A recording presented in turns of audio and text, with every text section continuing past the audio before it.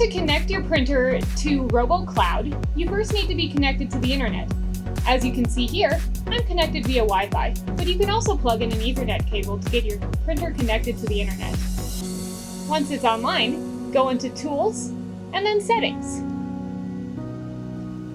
Use the down arrow to move to the next screen. Make sure RoboCloud is turned on. When you turn it on, you'll notice the little R cloud appears in the top toolbar. Then, click on the back arrow to return to the previous screen. Go into About to find the code or token that you will use to register your printer online. Remember that because you'll use it when you get to your computer. On your computer, go to cloud.robo3d.com.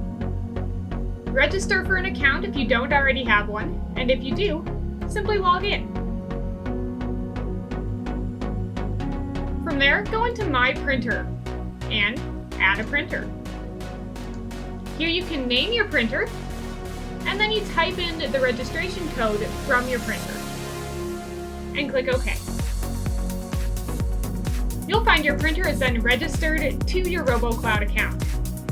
To print using RoboCloud, go into My Model and upload a model, or select from your existing designs if you already have them.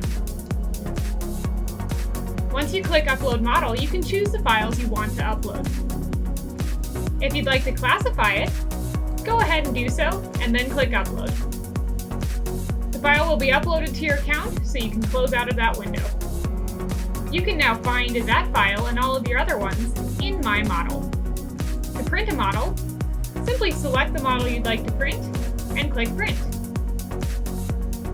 From the drop-down menu, select which printer you'd like. Now, if you have multiple printers, make sure you name them something that you can keep track of it. Within RoboCloud, you can go about moving, rotating, and scaling your object however you'd like. You can also adjust print settings.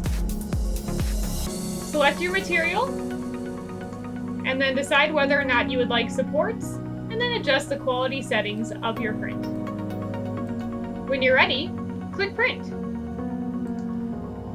You can do this whether or not your printer is currently available to be printed on. It will simply add it to a queue. When you're ready, you can hit Start and it will start printing right away to your printer.